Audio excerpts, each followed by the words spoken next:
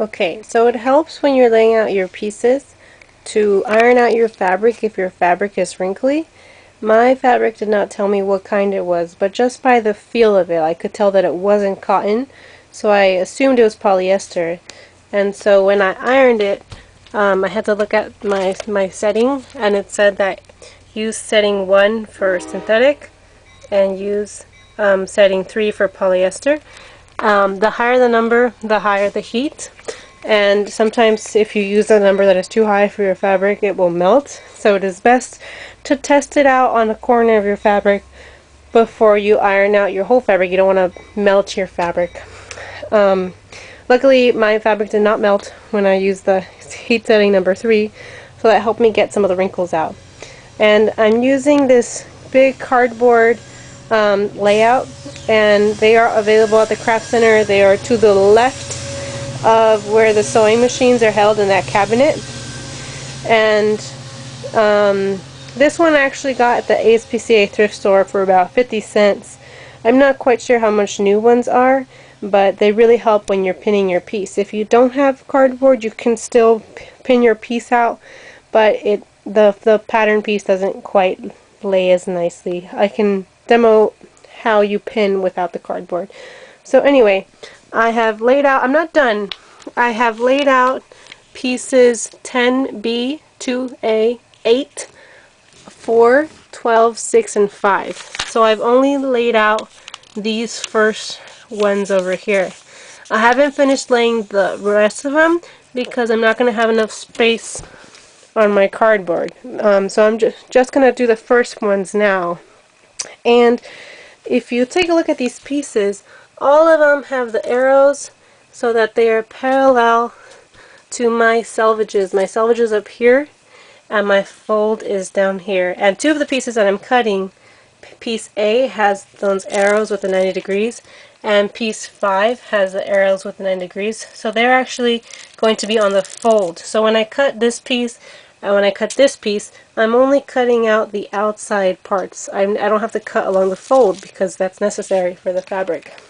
And actually, my newsprint said that if it's gray, that the pattern piece has to be upside down.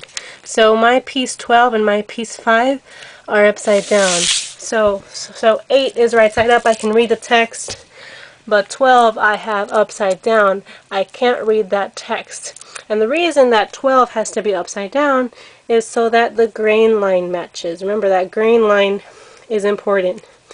So I'm going to cut all these pieces out with fabric scissors. Earlier when I cut the pattern pieces you can just cut with paper scissors. You don't want to unnecessarily use your fabric scissors when you don't have to. In this case, you are cutting some fabric, some paper, but you are cutting the fabric. So you're going to use fabric scissors now.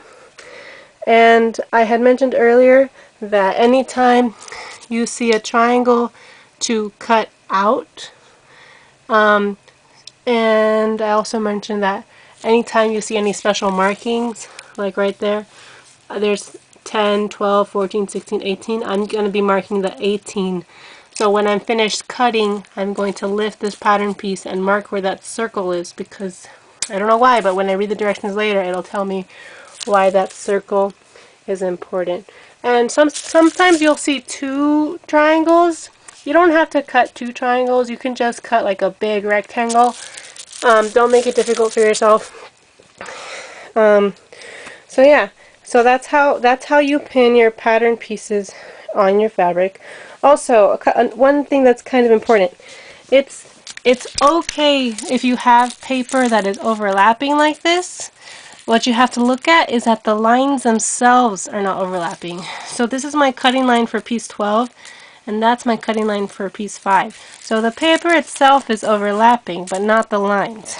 And I actually had to, that was important for me because on my diagram it showed that piece 8 was right underneath piece 10, but when I laid it out, because I'm doing the biggest size, I'm doing size 18. Size 18 is way out here, size 18 is way out there, and I had to lay it as such so that they didn't overlap. So I had to move this piece to the left so that there wasn't any overlap over there. So I'm gonna cut all these pieces. I'm gonna remove the pins. I'm gonna slide it down. I will pin the rest of it and I'll cut it over there. And that all this, the pinning and the cutting, is going to take at least an hour, maybe 2 hours. So this might take all of class on Tuesday. Don't worry about it. The goal for class is that you have it all set, cut, and ready to go before the next class, which would be so during class on Tuesday, November 2nd, you're going to start cutting based on everything you've learned from this video, and then November 9th, everybody should be sewing. Yeah, thank you.